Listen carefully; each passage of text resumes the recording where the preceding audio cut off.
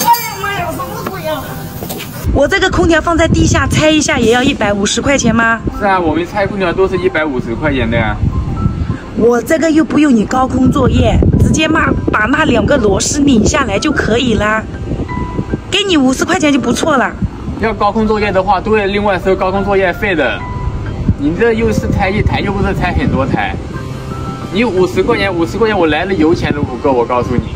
而且这个拆空调又不是随便拆，不会拆的血种都会漏掉，铜管都会折掉的。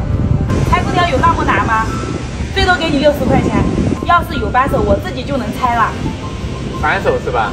给你。你不是要自己拆吗？给你啊。拆就拆。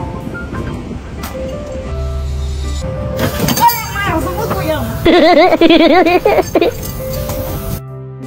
师傅，还是你帮我拆一下吧。那150贵了吗？不贵，我都吓死了。那是什么东西呀？